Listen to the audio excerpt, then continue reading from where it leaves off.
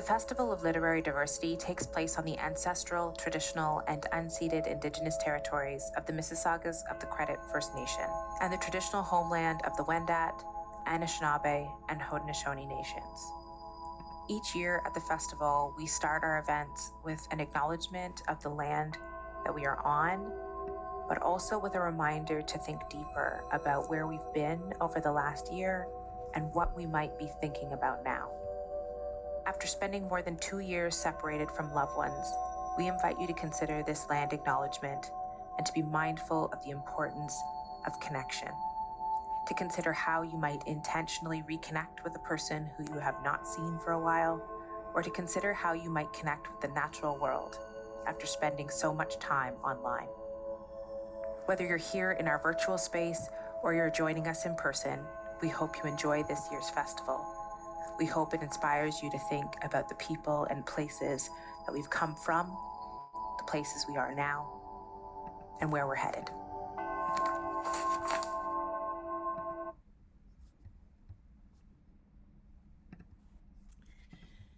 Good evening, everyone, and good morning or good afternoon, depending on when you're watching this. My name is JL Richardson. I'm the Executive Director at The Fold. I hope you are not tired of seeing me. I have made the rounds this year, filling in a few places, but I'm really, really excited to be here today. This one I was meant to be on, and we are talking Deeper Diversity Paths to Change with Bethaney Wilkinson, Shakil Choudhury, and Stephen Dorsey. This session is going to run for about 70 minutes. We'll have a Q&A at the end of the session. We encourage you to participate afterwards, in particular in the chat on the platform. Some of our authors might join us there as well. I will definitely be there for sure. Today, we are offering live captions. So if you click CC at the bottom of the screen, you'll be able to see the captions across the bottom as we go through this event. We encourage you to take pictures as you watch, to make art as you watch, I like to color, honestly, when I do events, whatever makes you comfortable, but also feel free to post those pictures online. It's really lovely to see what people are doing and who they're watching with. So feel free to do that with the hashtag Fold2022. I want to take a moment to thank our sponsors who make the festival possible, from publishing organizations to local Brampton spots to grantors and funders and municipal, provincial, and national organizations. We're just so grateful for every person and organization you see represented here. With that, I will introduce today's panel. You'll see me there. As I mentioned, I'm the Executive Director of The Fold. I have also written 2 adult books, a memoir and a novel. And now I have 2 picture books, a new one coming out called Because You Are, and then The Stone Thrower as well. But the stars of today are our 3 authors. Shakil Choudhury is an award-winning educator and author of Deep Diversity, a compassionate approach to achieving racial justice. Stephen Dorsey is the author of Black and White, an intimate multicultural perspective on white advantage and the paths to change. And Bethaney Wilkinson is a world-class facilitator and race-conscious leadership coach. She is the author of The Diversity Gap, Where Good Intentions Meet True Cultural Change. They're going to do short readings from their books, and I'll be back after that to have a discussion.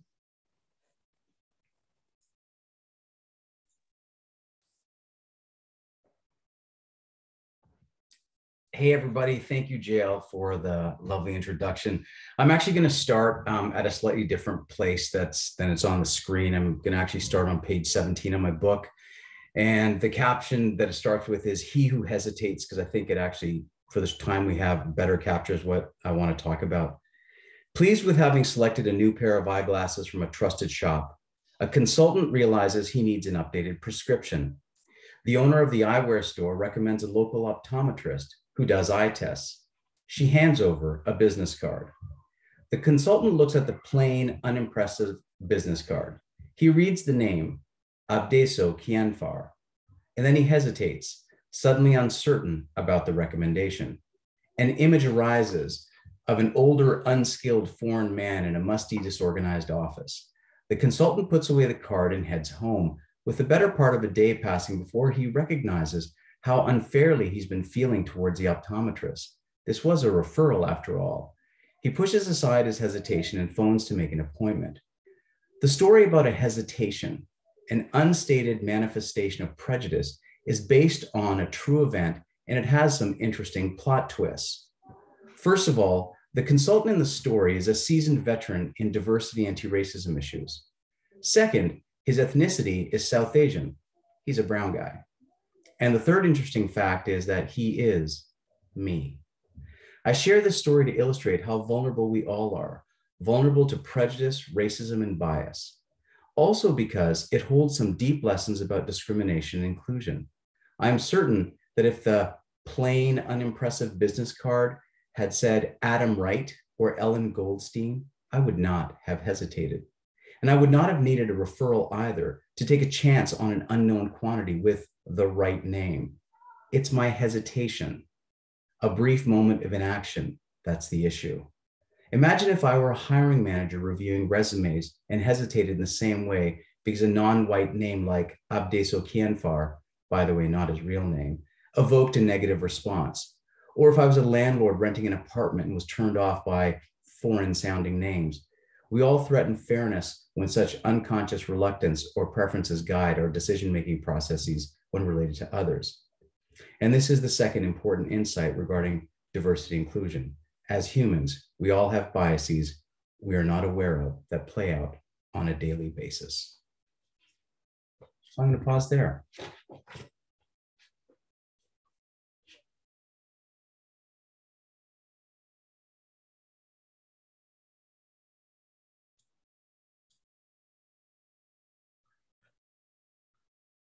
Thanks, Shakil. Love that. Hi, everyone. I'm so happy to be here with everyone tonight. I'm going to read from page 254 of my book, which is really in the chapter, which is a call to action of, which I titled Be Better, Do Better. And this section is called Living Better Together. To achieve the change we need, each of us must accept the reality that systemic racism and white advantage are real. I hope this book has more than proven that point. Willful ignorance and lack of awareness are no longer excuses for supporting the status quo.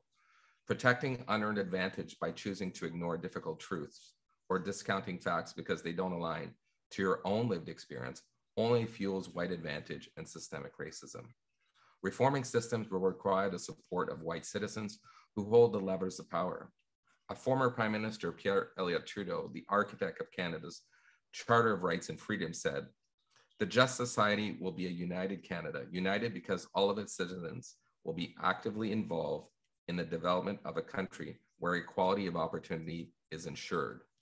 We are a long way from achieving that goal, but I remain hopeful that with continued momentum and leadership, and with white allies engaging with members of BIPOC communities, change is possible. There are many more aspects of systemic racism and ways to bring about change that I haven't even touched on in this book.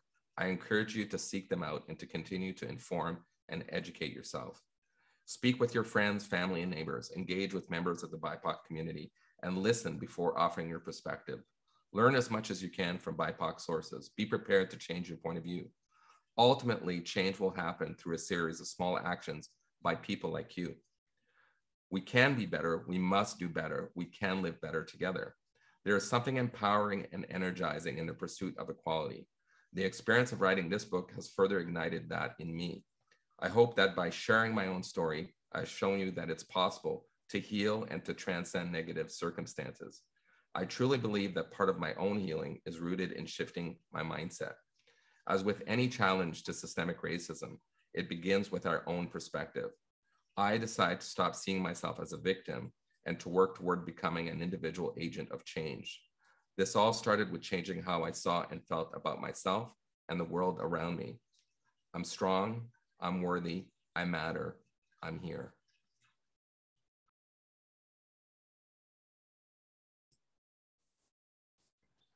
Thank you, Stephen.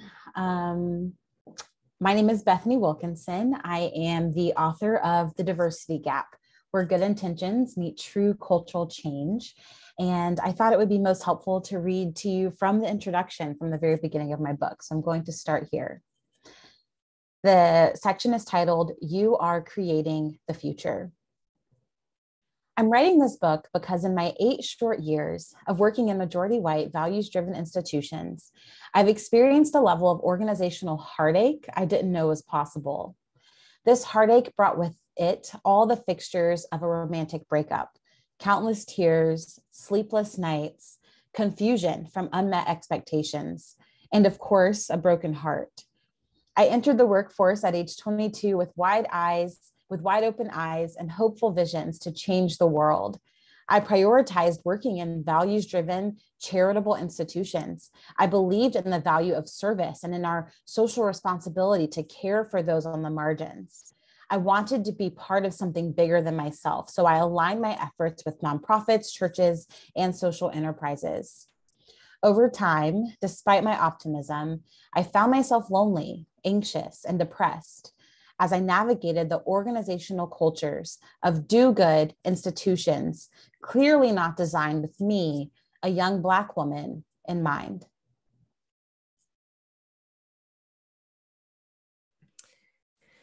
Thank you so much to all of you. I think, honestly, one of the things that's so touching about each of those readings is how personal they all were, how much they spoke to something about like you, all three of you, I felt. And that's such a lovely way to start off, because one of the questions I was going to ask is kind of, what encouragement would you give to BIPOC folks who are tuning in? And I feel like each of you kind of shared that through your readings. If there's anything you want to add before we get started, I wanted to center the loveliness of, having 4 BIPOC folks talk about this kind of issue. And I wanted to make sure those who are BIPOC, who are tuning in, who are Black, Indigenous, people of color, feel seen before we get into some of the weeds that can center other folks. So is there anything else that wasn't in your reading that you want to say to anyone who's tuning in from those communities? I have a thought. Yeah. That I can share. I saw Shakil, I don't know if you're about to jump in. But at the very beginning of my book, I share a quote, and it says, "When a flower doesn't bloom, you fix the environment in which it grows, not the flower." And that was stated by Alexander Den Heiser, I believe is how you say his name. But I think I spent many years thinking that it was just me. I'm doing everything wrong. I'm the problem. And it's taken me some time to realize, yes, there are always things that we can be doing to grow as individuals, but if the environment isn't conducive to your growth, it might not be you. And so that's an encouragement that I want to offer to the BIPOC people listening. Yeah. Mm-hmm. That's great. And I'd like to build on that a little bit and say that, the cultures of white supremacy, of patriarchy, of all the systems of oppression, they hurt us. And I love what you said, Bethaney, that, it's the environment. It's absolutely the environment. And I also love what you said, Stephen, because you said this idea of like your own healing. It was part of the work. And I just really want to center healing. I just really want to amplify that, because the system wants us to be urgent. The system wants us to be enraged. The system wants us to not find joy and happiness. And what I want to just say is that the things that can support us regardless of the system and what it attempts to do, which is tied to our resiliency and our communities, is healing. And I just really want to amplify the deep need for centering our own personal healing. And I say that because we need it, because the system's going to keep attacking us in all the different ways that it does. But secondly, there's even a bigger purpose, I think, for that, which is that without our own personal healing in the process, as centered in this work around justice, then there's always the threat that we will just become like those that we oppose. And that to me is really central to this work. So I just want to appreciate, everyone who's just spoken. And I just want to link a couple of those pieces, because I just want to bring that as front and center, because that's so important in the work, is that we also take the space for our own personal healing, because that's a key part of liberation. And you know, I think it's great to come after both of you, because now I can just look smart by using your own words. But it's interesting, and I agree with you. And I think the healing is important. And actually, in my book, this is one of the things I talk about. And I don't know why, I still don't know to this day, but that realization came to me at 16 years old, right? Where, of course, as we know, the world around us, consciously or unconsciously, has been betting against us, right? And letting us, you know, for the most part, fester in our marginalization, and that we are victims of our own circumstances. And I guess what I'd like to say to the BIPOC community that's with us today is that we need to transcend our victimhood that is imposed on us and do our healing so that we are strong, we are resilient, and we persevere, and we are leading the change, right? And demanding. And I think harnessing that pent-up anger that we all have in different ways. We're all in different places of that healing, but doing something super positive with it. And I think that's where the hope is. And I'm an optimist, and I think that's where we're heading. I love optimists. I need them in my life, help balance me out. I want to ask a question about, it's really interesting reading your works and seeing some common threads, but I'm really curious about the moment that launched this particular work and the circumstances that launched this particular work. And I want to start with you, Shakil, because I read that this book was actually released before. Am I right? Is this right? Am I okay? When the research pays off, that it was released before, like in 2015, I believe, and then re-released now. So I want to start with you and asking, you know, what launched the initial idea? How did it end up coming out again? And is there a difference for you in the reception between those two moments? That's a great question. So I want to be clear that the first book that came out in 2015, Deep Diversity, Overcoming Us versus Them, was written in a context by a person who never believed that I would ever write again after the arduous experience of doing my master's degree. And I was like, I'll never write again.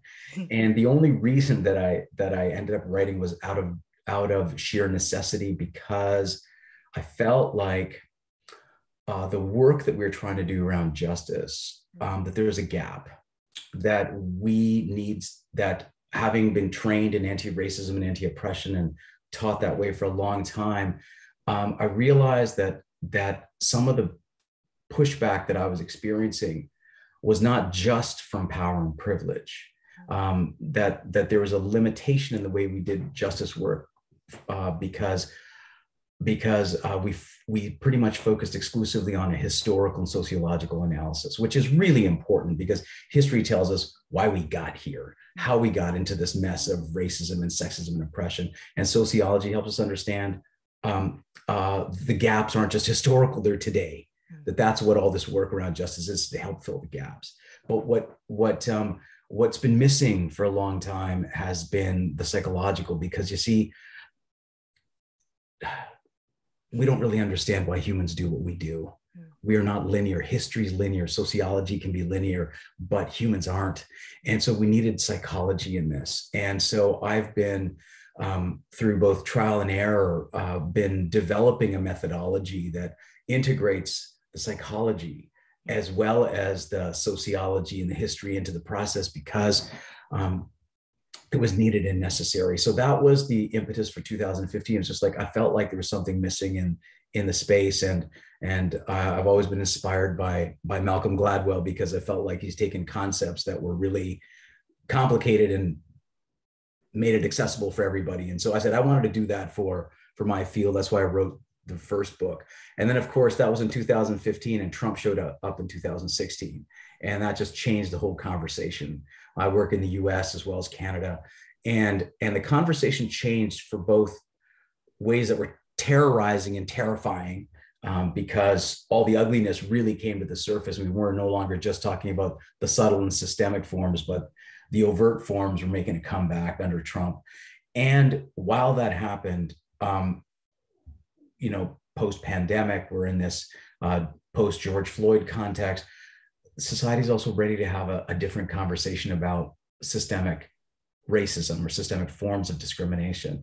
And now that we're ready to have that conversation in a way that in my 25 plus years, I've never seen society ready for, leaders ready for, organizations ready for, that's a hopeful moment, that's something where we can definitely leverage and utilize to help create more fairness and justice. And so my second iteration was just to try to catch up, because the conversation was already changing in a way that in those half dozen years that needed an update. And so the new book has a new title with a compassionate scientific approach to racial justice, and has about 30% new content to be able to speak to the way that the world has changed and how we can respond to it. Because not only are society ready to talk about how do we about this systemic forms of racism, but we've also got to be able to now talk about how do we teach it well, because society is ready to step into it.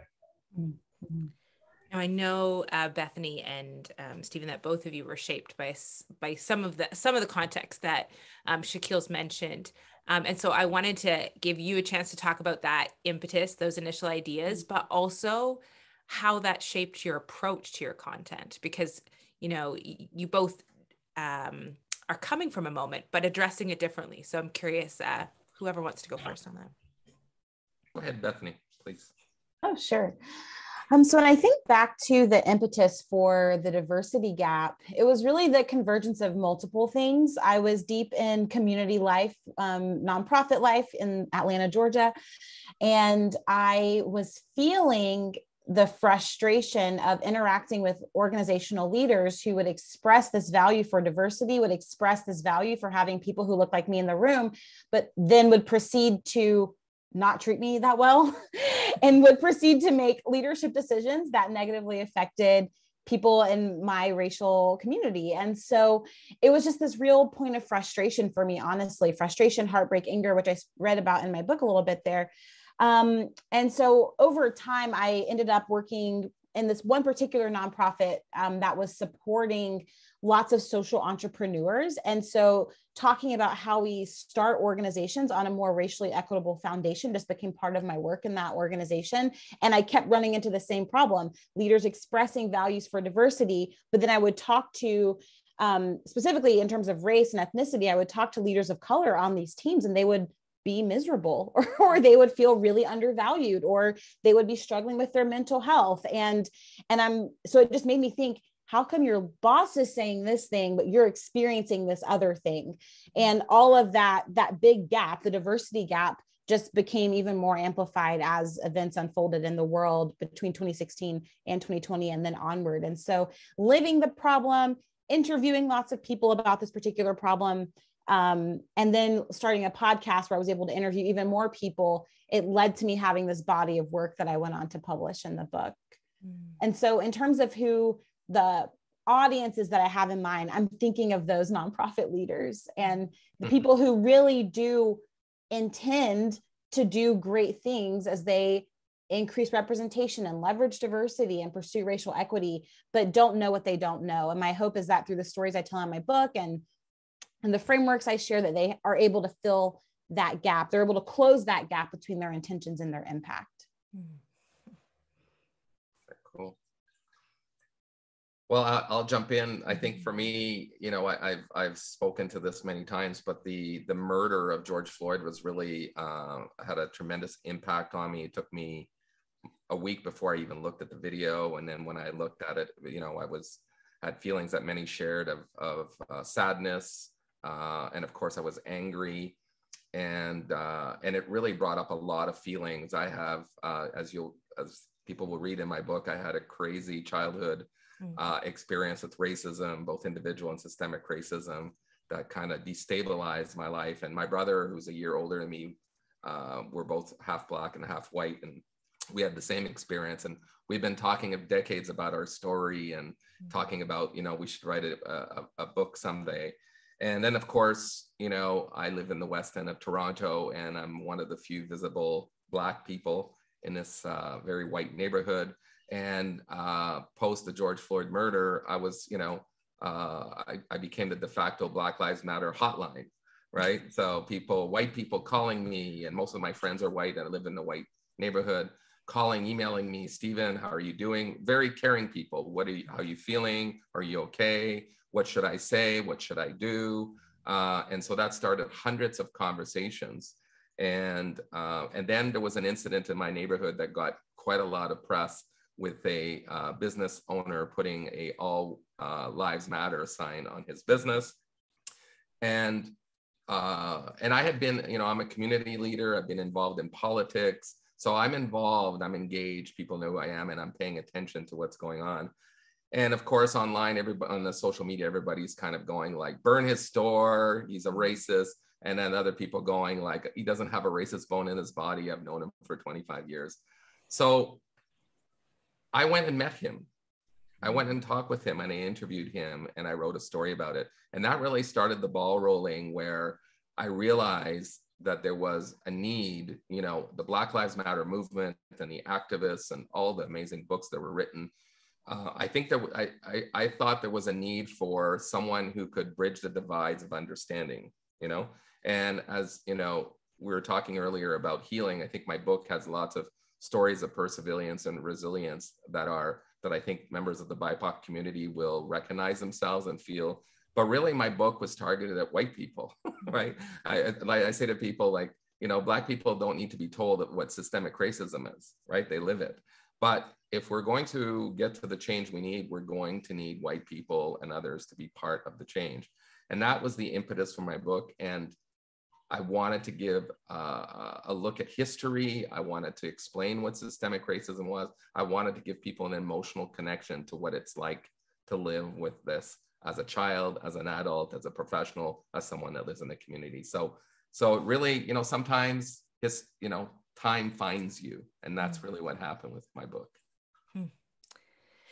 Yeah, I think it's funny when you study like the 60s and that was like this monumental moment in history. There's so many events, for example, 1968, the murder of Martin Luther King Jr., and then the Olympics. Like there's all these things that congregate on that year, I found.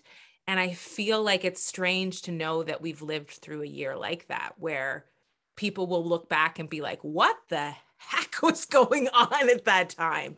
I was finishing up Gutter Child in 2020, and I was still reeling off Ahmaud Arbery by the time George Floyd was murdered. And there was a young man in Brampton where I live, who was also murdered by police. And so it was a lot. It was a lot to take in, and a lot, like Shakil, you shared a little bit, that a lot changed, a lot shifted in the way companies and organizations responded. And so your books come out, you're speaking in places, things are different. But I want to ask you, now, what are people getting right potentially? What's happening that's good from some of the things that you're sharing and you've broken down in terms of closing the gap? And where are people still getting it wildly wrong? Well, maybe I can start this time. I'll just say, I think where we're getting it right is the level of awareness. So that is, I think, one of the great, the reckoning that we're having around awareness that is broad. I think that's super positive. And I hear it, I see it. People are having conversations that maybe never had conversations. People are saying, I didn't know about that, to a lot of things. And I would say, so I think that's positive. And there's lots of other little things examples I could give. But in terms of like where we're maybe bogged down, I think we're bogged down in language, definitions, defensiveness, obfuscation. You're going to need to break that word down for me. Obfuscation. Well, obfuscation is not unlike what Bethaney is kind of describing, which is, perhaps public pronouncement of support, but yet the wheels of the mechanics of it are not actually following the talk, right? It's like, and people are saying, yeah, we're going to get to that, or, or I'm sure many of you have heard, just be patient, right? Which is the worst of all. But so the obfuscation is like, yes, but we can't, or yes, or maybe later, or we still need to study this, or, oh, that's a lot of stuff to take in. And, so that's what I'm talking about. And I think there's a lot of outs, right? And I think we need to keep people's feet to the fire in so many different ways, through writing books, through podcasts, through many conversations, through activism, lobbying, through pushing. And I think there's a lot of that going on, but those are the two things that I would mention tonight. Thank you. Shakil or Bethany? Bethany, you want to jump in? I can. So what's coming to mind for me, I'm thinking about, most of my time is spent directly supporting organizations as a facilitator. And so it's creating a space that feels constructive and brave enough to have tough conversations. And something that I'm seeing that has given me a surprising amount of hope is seeing how many leaders are at a place where they are willing to slow down enough to really reckon with what they don't know and don't understand. I think that in the flurry of urgency around the moment in 2020, which was needed and important, they tried things that flopped or that didn't work or whatever it might be. And so now they're coming to me and saying, Bethany, we don't know what we don't know. And we also have a lot of feelings, a lot of anxiety, a lot of fear that's really keeping us from moving forward. So can you help us move through this resistance so we can get to the next page, the next part of our work? And that's in a way given me a lot of hope, because when I think of my own healing journey as an individual, it's required that I slow down enough to really tend to the wounds, to really tend to that anxiety, to turn down the volume on the fear so that I can figure out what it means for me to move forward in a way that's aligned and empowered. And so I've found a lot of hope in leaders saying, hey, we really need to even just presence the conversation on race in a way that feels good and sustainable and isn't urgent, even though it is urgent at the same time. And so that's been really hopeful to me. I think what's been not working is people who think it's that checkbox thing, let's just do this workshop. We've got 1 hour per quarter for the whole year. So this 4 hours is supposed to revolutionize our culture. And I just want to be like, that's cute, but that's not going to get you very far. And so that's a limitation I see some organizations grappling with. The time piece. How much time are you really willing to dedicate to the change that you want to see? That's great. I'd build on that and say, the stuff that's going really well is there's a level of vulnerability that there wasn't before. It's in the trajectory of the last, 15, 20 years, at 2020, because of the George Floyd protests and that particular moment, leaders showed up with like their hands in it. They're like, we're white. We know that's part of the problem. We have no idea what to do about it. And that level of vulnerability was never there before. And so that's a moment in the conversation around systemic racism. It's also a moment that is just an inflection point specifically around anti-Black racism. So extremely powerful. So an awareness that we got something wrong. We got something wrong. We don't know, but we don't know what to do with it. So I think that's the important stuff. The stuff that we're struggling with is the stuff we've always struggled with, which is people do not have a fluency. Leaders do not have a literacy in this area.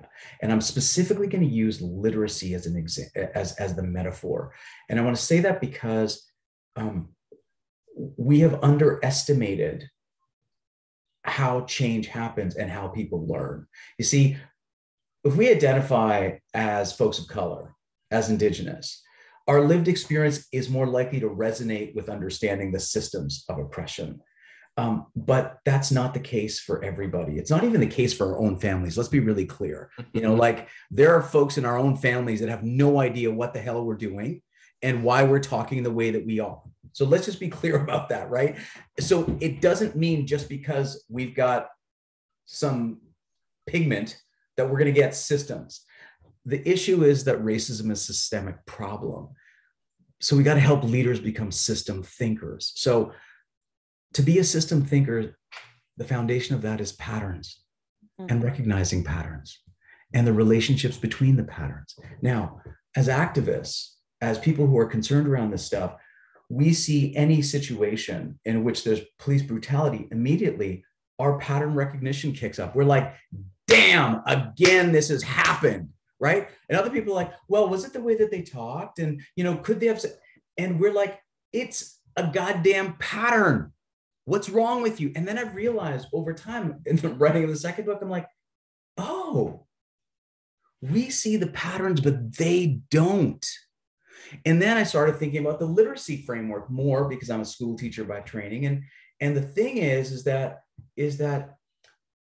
there's literacy because literacy is about pattern awareness. So for example, if you're not aware of the sexist pattern that women are more likely to be interrupted at a meeting, that's a pattern.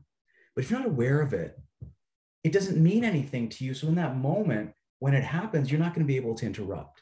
If you don't know the pattern that folks of color are more likely to receive criticism, harsher criticism, and more punitive measures as compared to their white counterparts, if you don't know that's a pattern, then it's going to play out in front of you. You're going to do it and not know it. And so a big part of my book this time is just saying, okay, we got to break this down and just realize you got to learn patterns. It's on some level, it's that simple. If you can learn the pattern, you can do something about it. But if you don't learn the pattern, then it's kind of like the early days of learning to read and write. It's like, it's just a squiggly line. It has no meaning. But when we practice and the squiggly lines turn into letters, letters turn into words, words turn into sentences and paragraphs, and they have meaning. Equally, there's all these patterns that are at play that we actually haven't taught as patterns. We go, there's a history, and we just expect people to absorb the history and then get, right, now I'm going to stop enacting all the ways in which anti-Black racism that I've done or my anti-Indigenous biases. Like, it does not work that way. It's so much complicated. It's emotional. So I'm going to pause there, but just say that we got to deal with both of those things, the patterns and the emotions in this work. You're talking about that, and I'm thinking about when I taught my son to read, and I had brought another boy home. He would come after school, and so I taught them both to read at the same time. And the one boy, we do cat, bat, hat, and he'd be like cat, and then hat, bat, and he would like recognize it right away. I see the pattern, cat, hat, bat, and my son would pronounce each one as though they were like brand new words, cat, hat. And I was like, what is going on? Why can't you see the pattern? And now I'm going to think about that all the time when I'm talking to people, because it's really true that if you don't recognize the patterns, you repeat it, and other people grow frustrated because it's very clear to them and you're not picking it up. So it's a really helpful way to think about it in terms of literacy. I want to sort of continue on this. I feel like you're providing like an education, like I'm sitting in a lecture getting learned. But I want to talk about what the different power dynamics in work environments. And you have people who are here who are saying like, I want to see the pattern. I want to know, I want to do it. And you have these groups, you have people who are not making decisions. They're sort of frontline workers. I'm thinking about a lot of teachers and librarians who are there and like with kids and want to do things differently, but they're not the people at the table making decisions about money and about time and about schedules. So how do you advise someone differently when they're a person who's at the table and they're able to make those decisions and they have sort of the power around money or all those sorts of things versus a person who's on the front line and is in underneath the system, if that's how I can say it? Yeah. Bethaney, you want to start us off? Yeah, I'm thinking about a call I had today. So it's like, it's very present. I find, and this might not be the best way to handle it, I do find that when I'm interacting with those who are on the front lines and who recognize the patterns, who are seeing the problems, who are experiencing them, my inclination is to move towards them with a lot of care and to make sure that they have the support that they need, and to even help them parse out, are you the right person to advocate for change here?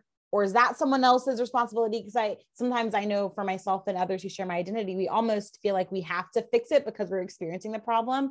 And it's this whole journey of healing to realize that's actually not in my realm of expertise to try to solve the diversity problems for this organization. And so my advice, direction towards people in that position is to say, hey, are you okay? What do you need to flourish? Are you well? And then if they do feel really committed to advocating for change, it's like, well, how do we link arms with other people? Because it's going to be easier to advocate for the changes you want to see if you're not doing it alone, if you're not a lone voice, but there's a group of you. So who else can you bring together with you to make your perspective known and heard by those who do have more power? I find that for those who do have those positions of power, a lot of it goes back to what Shakil was unpacking.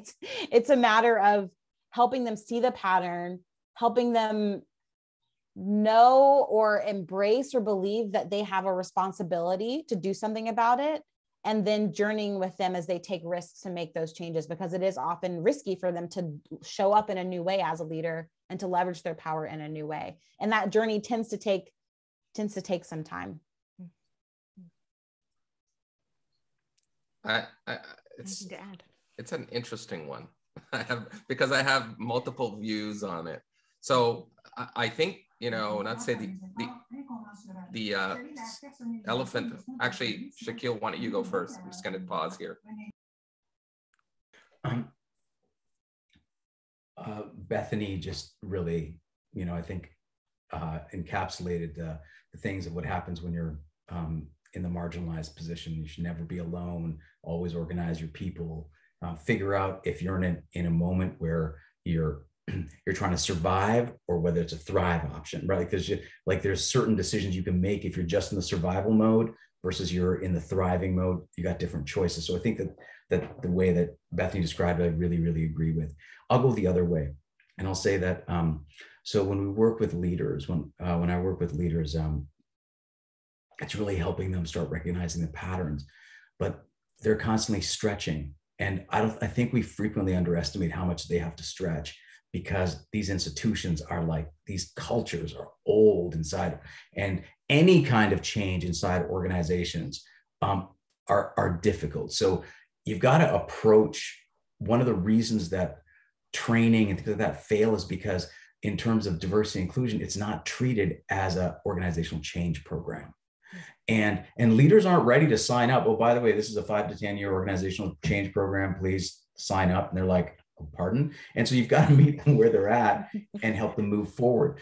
When they are met, and when the combination between leadership readiness and and how trainers or consultants connect with them, if that connection works well, then what happens is leaders just continue to take steps. So one organization I've been working with in the Midwest, in the US, I think about this as a literacy framework that, just like ESL, to learn English as a second language, it's estimated in about 360 hours to get to a basic level of English, of pattern recognition, to be able to decode reading and writing. It's about 360 hours to be basic. So my request to leaders is, how far are you in your 360-hour journey of learning? And just get that tangible, like equity and racial justice minimum needs 360 hours to get you to a level of fluency. But when you get there, you start moving from the solution-oriented, hey, Shakil, Bethaney, Stephen, just tell us what to do. That's there at that technical, just tell us what to do. And as they develop more fluency, they can move into how to be. Like where inclusion is not an answer, it's a way of being. You're learning to listen differently and think differently and react and respond differently. And so one organization that I was talking about, I worked with them for, since 2016. And how far they went in that journey really got tested, like all organizations did, at 2020, at the George Floyd moment. And this organization did 3 things of note that really spoke to me about where they were on the journey. One, they've been taking steps all the way through, right? So by the time George Floyd happened, they had hired the right people. They had hired folks of color in the right positions. So, and they'd done enough work on anti-Black racism already for a year and a half in the organization before George Floyd happened. So when George Floyd happened, what did they respond with? They were the only organization that was seeking out trauma supports for their Black employees.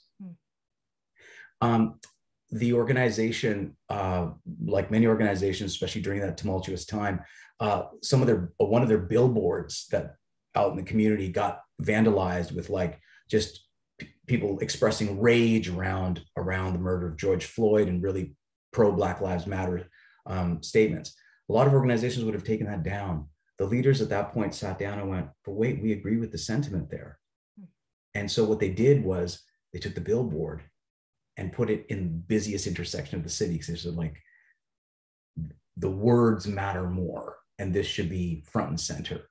And they also set up, went outside the organization, set up a $1.5 million racial equity fund specifically for housing. They started realizing that it's not just their employees, it's the context within which they're coming. So what I think about is that it's very possible to move predominantly white organizations and predominantly white leadership teams in the right direction. It's just that we have to show up in a particular way to be able to do the work, which means we have to do our own work. So you got to also deal with the emotional stuff that comes up for you and for them as they're working through their shit.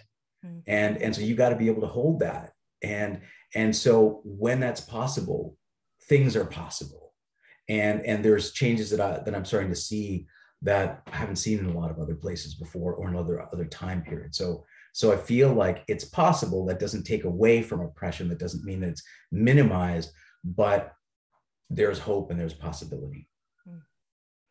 Well, I started to say before, I think the elephant in the room is that there's a role issue, right? And the reality is that, you know, there's the people, the leadership that is trying to grapple and do and understand and train and all that, they're mostly white people, right? And so if they don't do the work of understanding, educating themselves, going to get the real knowledge, right? Indigenous people talk about this a lot, you know, in terms of truth, right? And reconciliation. You have to get to the truth, right? The truth of the past, the truth of the reality in your own organization, right? Bethaney, I'm sure that's like what you say. What is actually happening here, right? And not admitting it as in, oh, I'm guilty, but recognizing it for what it is and speaking the truth of your own mess, right? That's a lot of work before you get into, oh, let's make training videos and tell people what systemic racism is, right?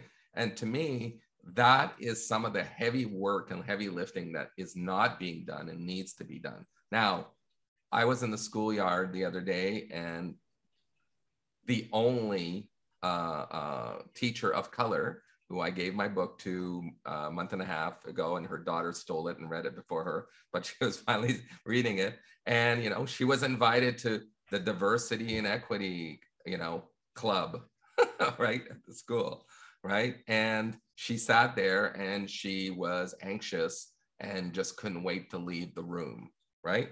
Not because the people in the room were not good people and good instructors. They had nothing to do with that. Is, you know, they didn't really know what they were talking about, right? But they were already getting into prescriptive mode of what they should do without even understanding the feelings around it, right? The generational trauma, the how people even get to school and what they're thinking, and the parents and all of that stuff. So I think there's work that needs to be done, and not, you know, go from A to F, right? You need to, I think there's a lot of work to do. And I think obviously people of color who are in organizations or consultants or facilitators play a good role, but I think they have to be welcomed in a way that their role is not, you know, please fix us, right? And oh, Bethaney came in and she told us we're making good progress. Thank you. right? And you're giving them their little gold stars and they feel better about themselves, right? I'm not saying to diminish the work that you do, but what I'm saying is they need to go deeper, much deeper, right? So that's my 2 cents. Thank you for all of that. My mom has a saying that I think about all the time, because when we started Fold, I feel like we've been able to change things a lot faster than a lot of other festivals, because we built it with a mindset that we were going to do things differently. My mom always says big ships turn slowly. And when you have our little Fold pontoon, we can make directional changes really easy. But these big institutions, you think of a cruise ship or like a big old boat, it does not turn quickly. It does not turn smoothly. It takes a very long trajectory. We are going to open it up to questions in a moment. I have one more question I want to ask, and then there's some really great questions already in the chat. And the question I wanted to ask is about you as individuals writing these books and how you manage the work of writing and dealing with this content and doing activism and living full lives with family members and staying sort of on top of your sanity, honestly. And I wonder, for those who are watching who might be going into this, either writing work or they're teachers or they're police officers, whatever they're doing, and they're trying to make change, how do you manage the activism and the rest and the writing? And this is where everyone's like, I'll start. Well, there's, it's all about time. Yeah. So the only place I could find time was not sleeping a lot, so I have 2 young children. I had a full slate. I'm a management consultant in marketing and brand. So I had 2 big clients, homeschooling of kids, and someone with a health condition in my family, in my home. And of course, I got a publishing deal and there was a deadline. And because I wrote my book in 13 months and all the research, and we wanted to, make sure it came out during Black History Month. And, but the thing that really made it possible is I had an amazing team. My publisher was amazing. My editor was, part psychiatrist, part amazing editor. We translated my book into French at the same time. I had a business life coach for my head. It was truly a team effort. I didn't really have a system except, things came into my mind and I go, I'm going to put that in chapter 7. I've got something I've been working that goes into chapter 3. And next thing I know, even at the end, I had a hard time finishing the book. And I had another amazing person that came into my life who said, I can help you in terms of coaching you to get beyond your fears and all the other things that comes with it. And we pushed on through, and next thing it was done and I wrote a book. Love it. Well, I don't recommend the non-sleeping strategy, but I do know what it's like to pump out a book quickly. So I appreciate you sharing that. And I also want to shout out your publisher. Do you want to name them? I'm going to name them, but if I get it wrong, then I'll be really embarrassed. So Nimbus Publishing out of Halifax. Whitney Moran was my editor. Terry Lee, just an amazing team. I've never written a book before, and I think I just was blessed to land with such amazing people. So thank you, Nimbus. They're very great. Okay. Bethaney and Shakil, how do you manage it? I would say, I think writing The Diversity Gap was in some ways therapeutic for me, because I had a lot that I'd lived through at this point in the organizational life, and I had a lot to say. And so it was helpful for me to be able to organize all of it and to, just to put it in a format that I think people could understand and resonate with. But it was also, my book was due October 2020. So I was also living through all of the things that were happening in the world, everything from Ahmaud Arbery, Breonna Taylor, George Floyd, COVID pandemic, job changes. My family, we moved out of the city to a new place. So personally, I definitely had my own community of support, everything from a life coach to a therapist to a spiritual director to my husband and I moved in with my parents for a season. So I had a lot of support that really kept me grounded. And then also that really helped me discern which stories were for therapy versus which stories were for my book, because I'm like, everything's not for everybody. And I needed help to like sort out like what's just me being angry and ranting versus what is me illustrating a meaningful point for the masses. And so I needed a team to help me parse out some of those pieces. Amazing. My memoir was my first book, and I feel like there are certain segments that were therapy that if I were to go back, I would need to, I should remove. They weren't Fair. actually relevant to the story, but it's fine. Dad and I get along. It's good. Shakil. Well, I guess I'd like to say that, just tons of doing things imperfectly. I'd like to say that I was balanced and just be completely a lie. I think that there are moments where I'm balanced and moments where I've got it together. Other times where I'm like screaming at my kids and cranky with my partner and very unflattering. So I just want to be clear that the Stevens, no sleep. I think that there's all kinds of raggedness to the process. But I'll highlight two things beyond that. One is that I don't think I could have written a book if I thought it was a good idea to write a book. I only wrote my book and both my books because there was a fire. If there wasn't a fire that I just needed to write this, like I thought it was a good idea. It'd be really good for me to, put myself through this meat grinder of a process because, it's going to help my business or something like that. It just would not have worked. So one thing I look for is like, whatever you're writing, are you passionate about it? Is it something that is keeping you up at night? Is it something you're just thinking about? Like this is stuff I just think about day in and day out. So at a certain point, I had to just get it out. So the fire is really important. The second thing, community is really important. And both Bethaney and Stephen identified, like, it's everybody. It's mentors, it's therapists, it's friends, it's loved ones. It's my mom dropping off food. It's dear friends that help me. We were struggling. I mean, I was writing during the pandemic, phase one. We didn't even know what COVID is, and it's terrifying, but that doesn't stop the deadlines and things like that from happening. And so what I want to say is that, a group of us, but a dozen of us during the COVID realized that there were so many losses that everyone was experiencing and no way to process them. So we did online grief circles. We just had a community of us that would get together every 6 to 8 weeks and just like be in community in grief.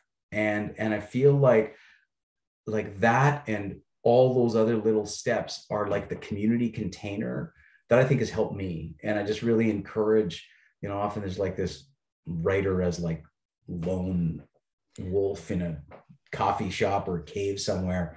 And I think that certainly that wasn't my experience, and it's not the way I can find balance. Is I need my community, I need my people, and they're the only ones that kind of can support that and really get it. So I want to invite that sort of roundness into the space. Love that.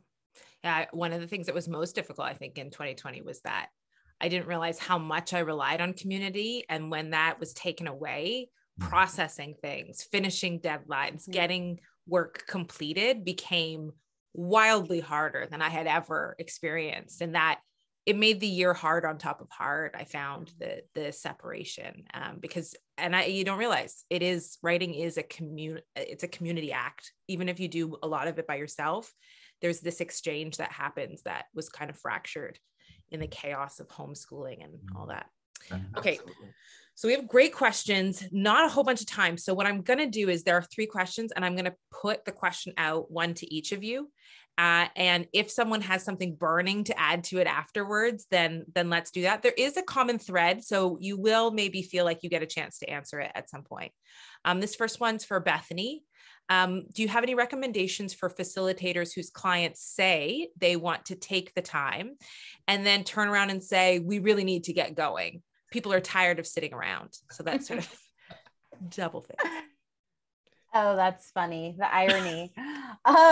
There's so many things that could be said. What I do, this is probably may not work for everyone. I just try to communicate as transparently as possible what's realistic for my clients and partners when it comes to facilitation. And so if they say, we want a whole new organizational culture, then I have to lay out for them, hey, you're talking about a multi-year change process. Here's what that's going to take. We can accomplish step one within this period of time. But if you're wanting a whole revamp, this is going to take many, many years. And it's a lot of communicating and getting clear on expectations and on what's realistic. And it works the other way around too. Someone will say, they'll say, we want to do this really short thing that might take, we just need a mission statement. And they will underestimate how much time that takes. It's like, well, who's involved in crafting this mission statement? How big's your board? How big's your like, people sometimes have an idea and they don't know how long it's going to take. So I just try to communicate as often as I can. Here's a more realistic expectation. And then to have it be a bit of a dance, because partnership is a dance anyway. And so I put out what I'm thinking, they put out what they're thinking, and we have to kind of work around it until we land somewhere that works for both of us. I'm going to direct this one to Shakil. It turns to the money question. And I feel like it sort of builds on what Bethaney was talking about and the question that was directed to Bethaney, but it turns it to the money question. So sometimes I've seen leadership being on the board with organizational change until it bumps up against capitalism and threatens their bottom line. I'm thinking of when employees have brought up the characteristics of white supremacy from Tema Okun, and leaders worry their organization won't be as competitive if they have convos about how white supremacy shows up and make changes. Have you seen this, and how have you tried to navigate this particular kind of resistance? I think one of the things I want to say is that resistance is just part of the work. I mean, I think that, in fact, most of this work is emotional. There's no shortage of ideas. It's not a cognitive problem we're trying to solve. It's an emotional problem we're trying to solve.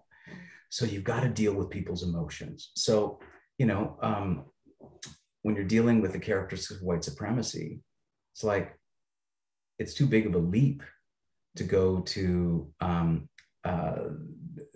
some of the articles like Tema Okun's article. Like to me, you're at like a much deeper level. This is why the literacy framework is important. I've found that resistance is everywhere. So I show up prepared for the resistance.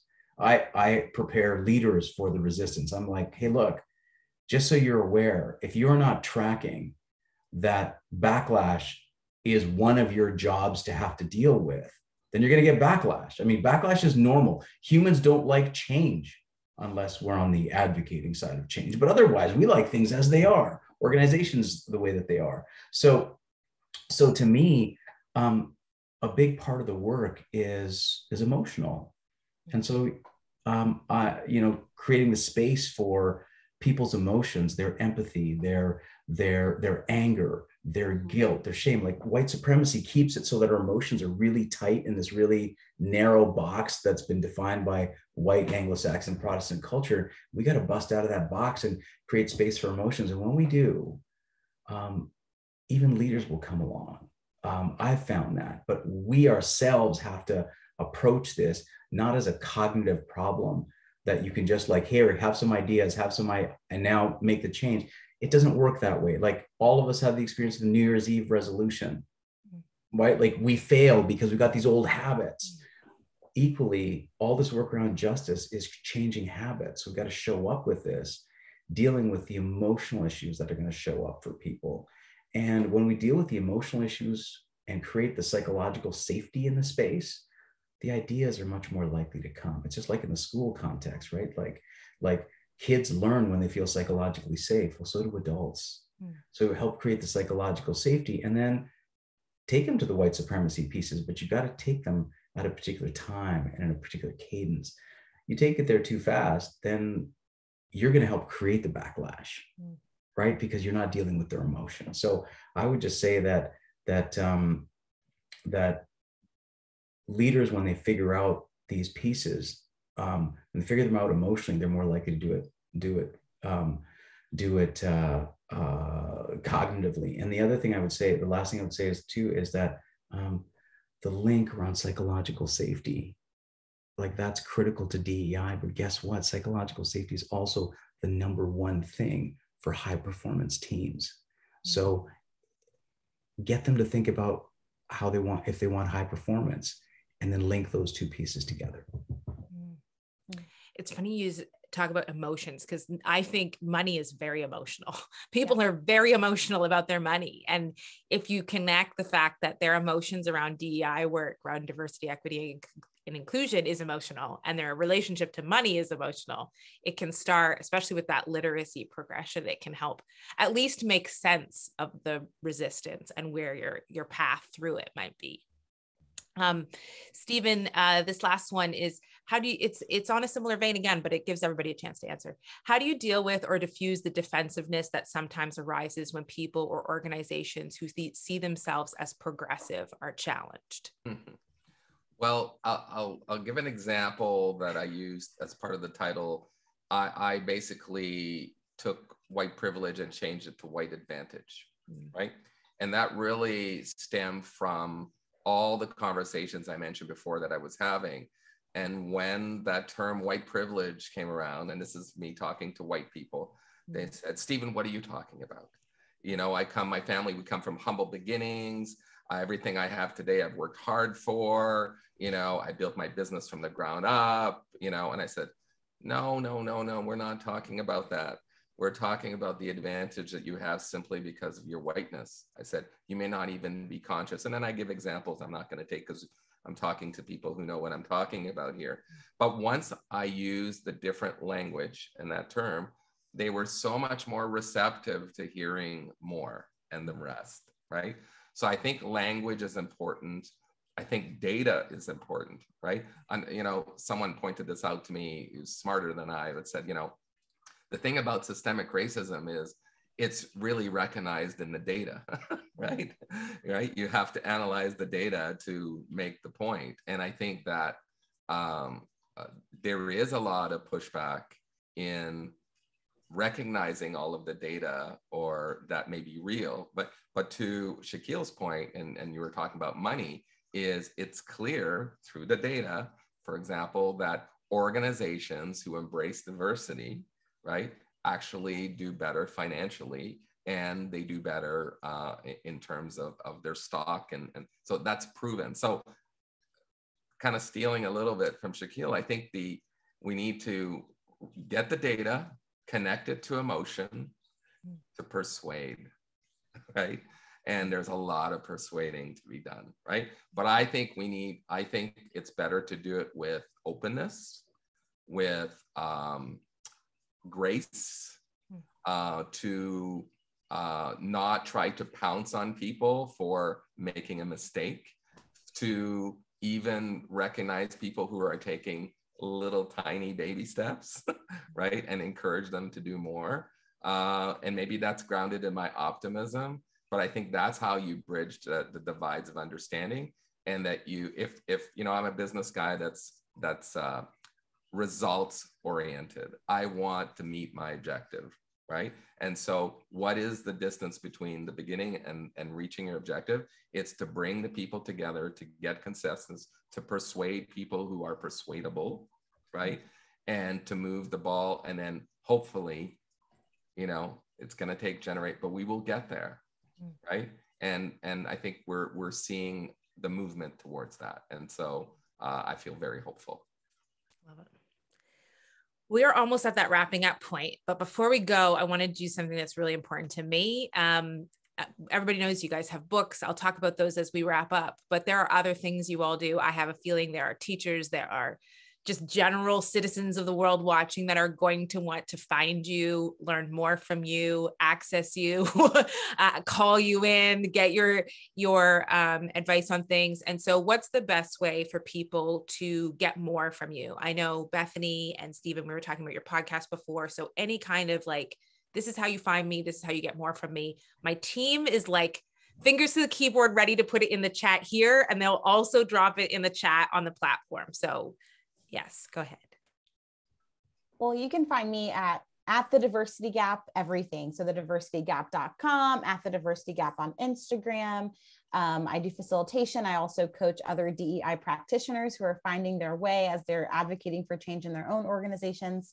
And I also have a little homestead situation here in Middle Georgia. And so if you're curious about the chickens and our new puppies, and if you don't want to talk about diversity at all, but you want to follow me on my farming adventure, you can find me at Bethaney Bree on Instagram, which brings me a lot of joy. Yeah. I found like a nest of eggs the other day. I was fascinated. It's great. Amazing. Amazing. Mine's pretty easy, stephendorsey.com. So you'll information about my book, where you can buy it online. Well, it's available everywhere. There's links to my podcast, which is also titled Black and White. We just finished the first season, 10 episodes with some amazing guests. And we'll have a second season. So that's pretty exciting. I have a link to a book club there. So stephendorsey.com. You can find me at Stephen Dorsey on Twitter, Facebook, Instagram. And yeah, this has been great. Thank you. Great. And for me, my organization is Anima Leadership. So animaleadership.com gives you a whole host of things from the training consulting services we provide, as well as we have monthly free online cafes with lots of interesting topics and speakers that come to that. And at Shakil Writes. Well, thank you so much, all three of you, for being here. I feel like there's always these like gems that I get to take away when I participate in the festival and when I get to moderate. And so there were plenty of gems here. I'm going to watch this one back so I can write some of them down. But thank you so much for spending time with us. I am going to show everyone, including some of the authors who haven't been on the platform yet, how to get into the platform. And what I would recommend is they'll be in the chat. The chat can sometimes go really fast and kind of be all over, but you'll also see Bethaney, Shakil, and Stephen in the list of people that are online once they populate online, and you can actually message them directly. And so that's one way to sort of continue the chat. I'd ask you to respect their time. So if at some point they're like, I gotta go, things are happening, just honor that. But I know it's really great to sort of touch base on these kinds of materials together. So thank you so much. And I'll do the closing remarks and show you where that is on the platform if you haven't been in the chat before. This is our exhibit hall. You'll see another story bookshop at the bottom of the screen there. That's where you can buy all the books, and they'll ship to you anywhere in Canada, free shipping, and a fold program and some fold goodies up until May 15th while supplies last. So get those orders in soon. You can also, if you're international, you can check out the book depository. There's a link to that in the lounge as well. Just a little sign there. You click through and you can find the fold titles there. You can find us on Twitter, Instagram, and Facebook. If there was a quote that stuck with you, if there was something really great that Stephen or Bethaney or Shakil said, please post it on Twitter and Instagram, Facebook with the hashtag Fold2022 so we can share it, so people know about us. I think these conversations are really important, and I'm passionate about you sharing it because I'm passionate about people finding it.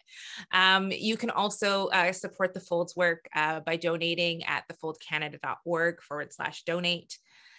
This is a picture of the lounge. So if you go into the lobby, you see the lounge on the right, you click through it, you're going to see this space.